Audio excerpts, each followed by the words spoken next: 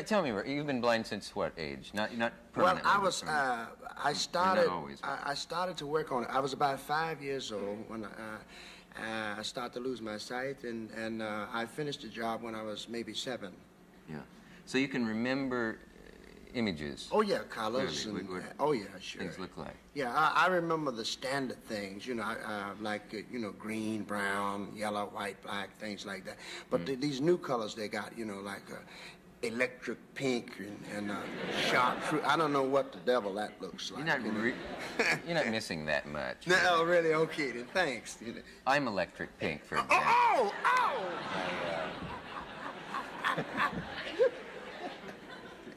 It's funny, you know, I was thinking, can we talk about blindness for You can talk about anything you want, show, you know that. Oh, true. Most of the time.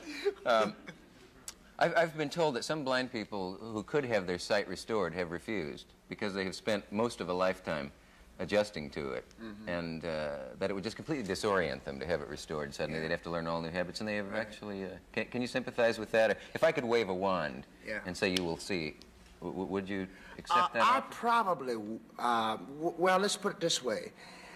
If you were to say to me, look, I can wave a wand and you can see right now, and it's got to be a forever thing, I might would turn it down.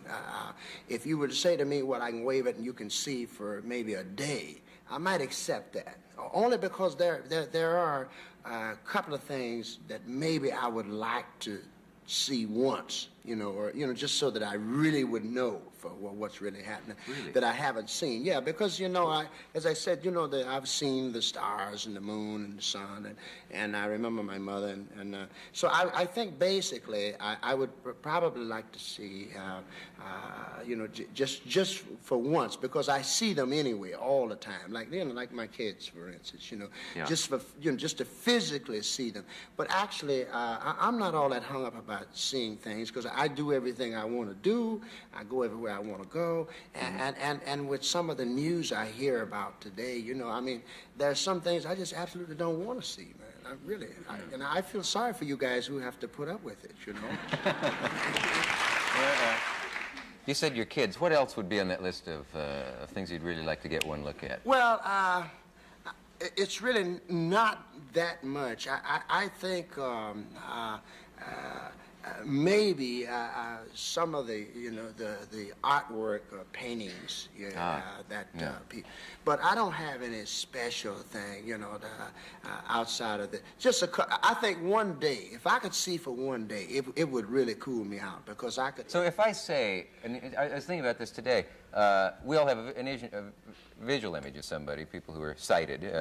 If I say Raquel Welch or Lyndon Johnson or Hubert Humphrey or Phyllis Diller, most people think of a face. What do you think of a sound? What they sound like to you? Yeah, I guess I'm kind of like old radio, if you can imagine. You know the characters they used to have on old radio, and you would hear these people, and you always imagined what they basically look like, you know, because the sounds can't fool you, though. You know, you can hear someone who has a baby voice and they're huge, you know. On the other hand, there is somebody who has a very deep voice, heavy, and they're little bitty cats, man, you know. No. Yeah, you didn't know that, did you?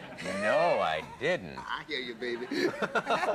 How do you picture me? No, well, actually, I think that... Speak right up here where I am. You don't mind?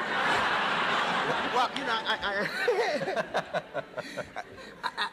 I basically picture you. I think the first time I heard you, I thought then that you might be a gentleman, you know, of a medium build, like 170 or 65 pounds or something like that. Incredibly accurate. You know, yeah. When you say that, that must. I guess I'm describing you wrong. So I'm supposed to watch you. You're not supposed to watch me. Well, I watch you, and I know I can just hear the people thinking, how can he see that? how can he know what he can't see this show.